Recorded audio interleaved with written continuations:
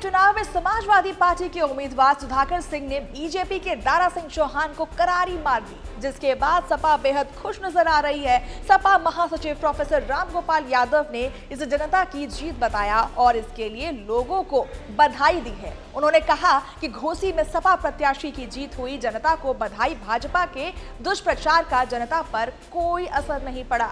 इटावा के सैफई में अपने आवास पर पत्रकारों से बातचीत करते हुए सपा महासचिव ने कहा कि सपा ने बड़े मार्जिन से जीत हासिल की है। हम इसके लिए घोसी की जनता को धन्यवाद देना चाहते हैं। इन परिस्थितियों में भी उन्होंने सपा के प्रत्याशी को वोट देने का काम किया और बीजेपी ने काफी दुष्प्रचार किया, लेकिन वहां की समझदार जनता पर कोई असर नहीं पड़ा। जिस तरह से उत्तर प्रदेश में मनमाना शासन चल रहा है, उसके रिएक्शन में उसको आप देख सकते हैं। अगर सरकार का काम करने का तरीका इसी तरह रहा तो 2024 में भी इसी तरह परिणाम आएंगे। घोसी में समाजवादी पार्टी की जबरदस्त जो विजय हुई है, वो वहां की जनता का जबरदस्त समाजवादी पार्टी को आशीर्वाद है।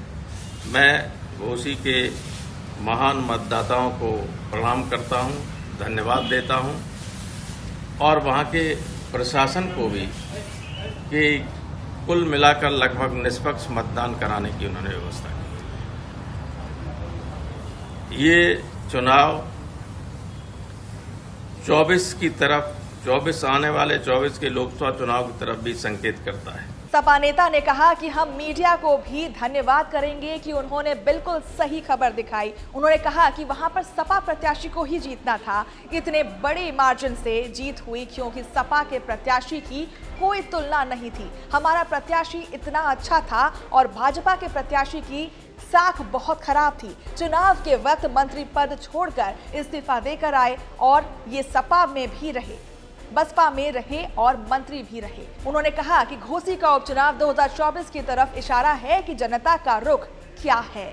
सपा नेता इस दौरान इंडिया नाम को लेकर छिड़े विवाद पर कहा कि जब बाबा साहेब भीमराव अंबेडकर ने संविधान लिखा था तो उसमें इंडिया भारत ही बनाया था, तो ये लोग संविधान के खिलाफ जा रहे हैं और लोगों को पहले से ही आशंका थी कि ये लोग संविधान के खिलाफ जा सकते हैं।